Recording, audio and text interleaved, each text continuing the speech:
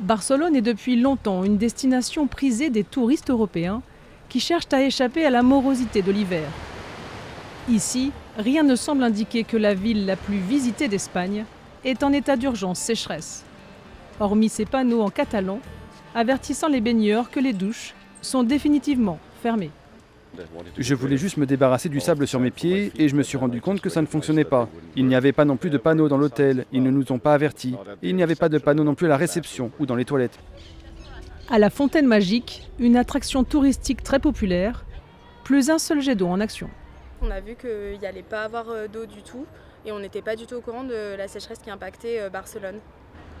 Difficile pour les habitants d'ignorer les restrictions d'urgence. Les ménages ont reçu pour instruction de limiter leur consommation à 200 litres par jour, l'équivalent d'une douche de 10 minutes selon l'OMS. Les données les plus récentes datant de 2016 montrent que ce volume grimpe à près de 600 litres pour un seul client d'un hôtel de luxe.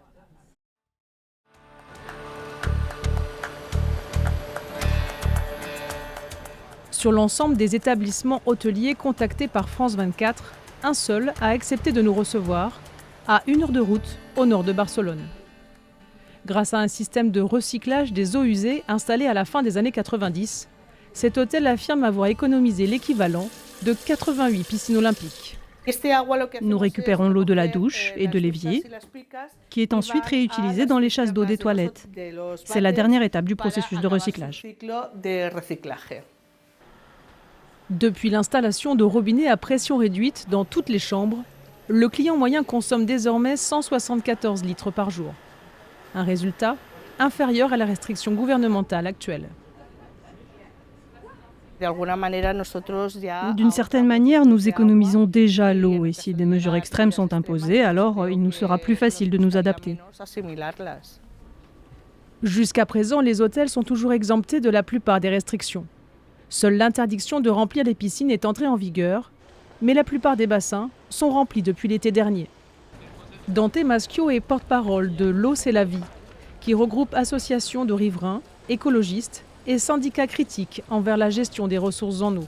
Pour lui, l'industrie hôtelière est tombée dans une zone grise de restriction. La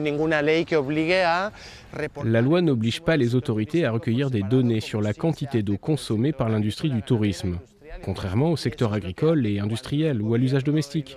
C'est pourquoi, lorsque le gouvernement impose des restrictions, l'industrie du tourisme reste impunie, car nous ne connaissons pas exactement la quantité d'eau qu'elle consomme. En réponse à la sécheresse, le gouvernement catalan a lancé une stratégie d'autosuffisance, visant à vivre sans pluie d'ici la fin de la décennie.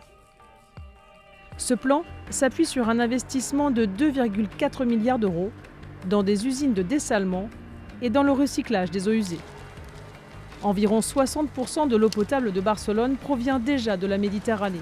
Aujourd'hui, le pays compte pas moins de 900 usines de traitement et de dessalement. Ici, en Catalogne, les 2 usines tournent à plein régime, nuit et jour, depuis la déclaration de l'état d'urgence en février dernier.